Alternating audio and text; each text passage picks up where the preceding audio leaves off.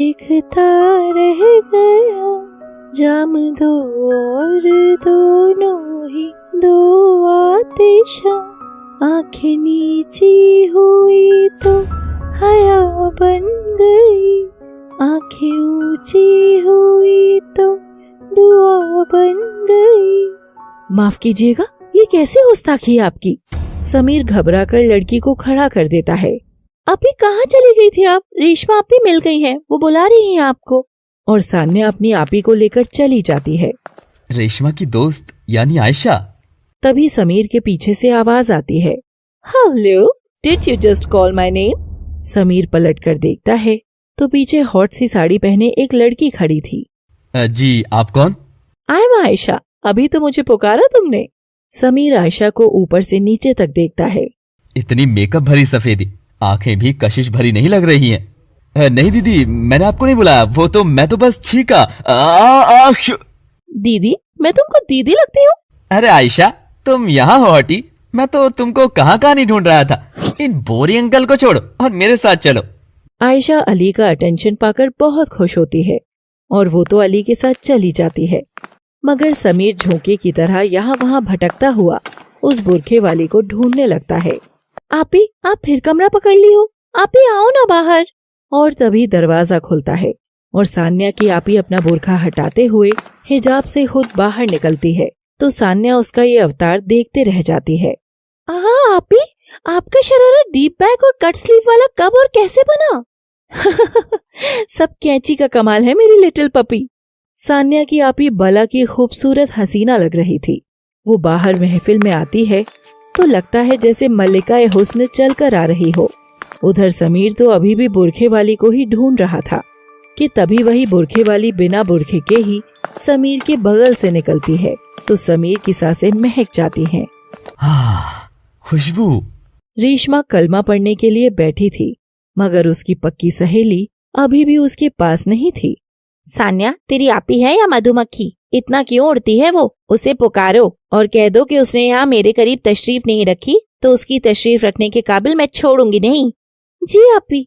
जन्नत आपी, आप जहाँ कहीं भी हो फौरन दौड़कर रेशमा आपा के पास आए, वरना वो आपकी तशरीफ पर वार करने का मन बना रही है।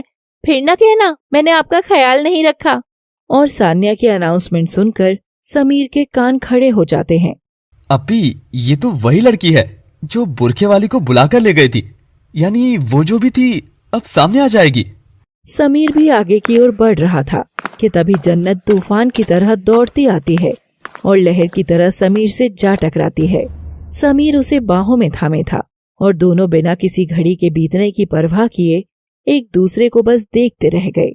कुदरत ने जन्नत समीर को तो मिला दिया है, मगर क्या आप सबको इस कहानी से जोड़ पाएगी जो अब से लगातार आती रहेगी बस आपके लिए। एक नए सफर पर निकले हैं दोस्तों। कहानी भी नई है, अंदाज भी नया, बस आप सबका आगाज बाकी है। तो देखते रहिए तेरे बिन, केवल लव सिटी पर। Thanks for watching. Please do like, share, subscribe and comment your views also.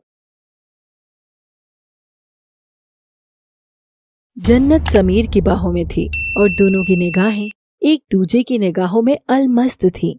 महफिल में शरीक लोग बागों की नजर भी उन दोनों पर थी। तभी जन्नत के कानों में लोगों की खुसर फुसर जा पड़ती है और वो सक पकाकर समीर से दूर हटना चाहती है, मगर समीर की पकड़ जन्नत की कमर पर इतनी मजबूत थी कि वो हिल भी नहीं पा रही थी। अम्मी जान ठीक कह रही थी कि आज उनका शहजादा मल्लिका हुस्न से मिलने वाला है। जनाब, अब ज़ादे तो है मगर शहजादे नहीं, दूसरी किस्म के ज़ादे। अरे छोड़िए हमें, छोड़िए ना।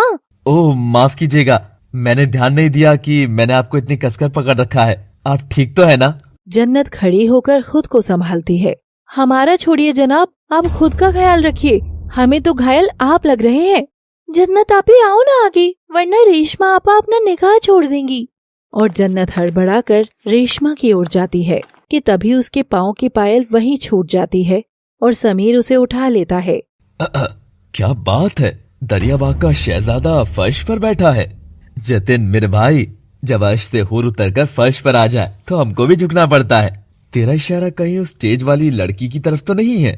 हाँ यार, जन्नत, माशाअल्लाह, सचमुच की जन्नत होगी तो वो भी क्या इस जैसी हसीन दिखती होगी। अरे भाई, भाई